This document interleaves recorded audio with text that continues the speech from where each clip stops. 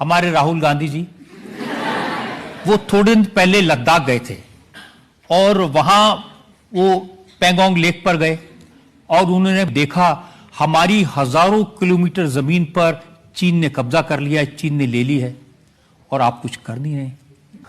ये अच्छी बात है कि वो पैंगोंग सो गए और जो ज़मीन जो उन्होंने दूर में देखी ना, इसकी मैं आपको इतिहास बताता हूँ। 1959 में चीनी आए वहाँ और 59 और 1962 के बीच में 3 साल में उन्होंने उस एरिया को कब्जा कर लिया था। जो 1962 वॉर में वहाँ एक बहुत मशहूर जगह है खुरनाक फोर्ट। ये जगह अभी नहीं गई, ये जगह 62 में गई। तो जब वो चीन की बात करते हैं और ज़मीन की बात करते हैं, सबसे पहले तो सोचना चाहिए कि अगर भारत की ज़मीन गई, और ज़मीन गई 38,000 किलोमीटर गई, कब गई? 62 में गई। वो तो कह रहे हैं कि मोदी जी ने दे दी सारी ज़मीन शी जिनपिंग को 1962 में।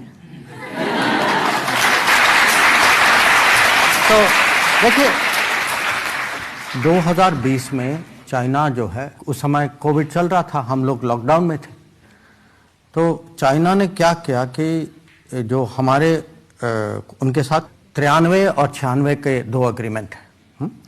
तो ये एग्रीमेंट के तहत दोनों साइड जो हैं फौज को बड़ी संख्या में border line of actual control के पास नहीं ला सकते। ये हमारे बीच में ये लिखित समझौता है और अगर आप लाएंगे तो आपको पहले बताना होगा। अब ये समझौता हमने नहीं किया, ये तो उस समय का है, 30 साल पुराना। उस समय हम जो नरसिम्हा राव जी की सरकार की बात करते हैं। अब हो सकता है कि उनके मन में हो कि हम उसका, क्योंकि कोविड चल रहा था, हम उसका काउंटर डिप्लॉयमेंट नहीं कर पाएंगे।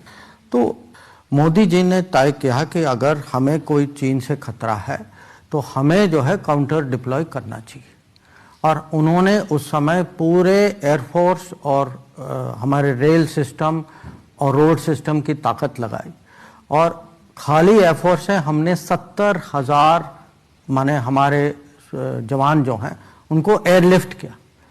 हमने टैंक्स को भी एयरलिफ्ट किया। हमने जो बड़े बड़े गन्स जो हैं, ट्रक्स, सबको, क्योंकि उस समय वहाँ अप्रैल के समय में बर्फ़ होती, तो वहाँ रोड भी। और आप जानते हैं कि जो जब तक मोदी जी आए तब तक ये बॉर्डर इंफ्रास्ट्रक्चर जो है इस पर कोई ध्यान ही नहीं दे रहा था।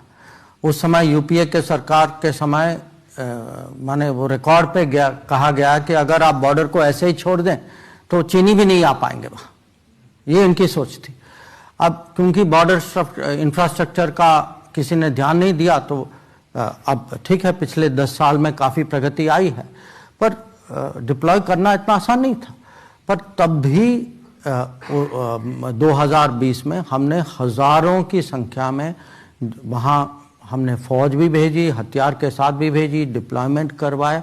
तो अगर आज कोई वहाँ मुकाबला कर रहा है, जो हो रहा है, ये मोदी सरकार के निर्णय के कारण हो रहा है।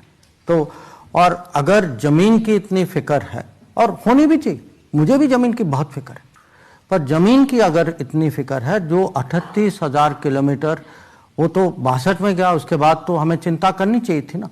तो अगर मैं ओलंपिक्स जाऊं चाइना तो मुझे ज़मीन की बात तो करनी चाहिए थी। अब मुझे पता नहीं कि ज़मीन की बात की या नहीं की।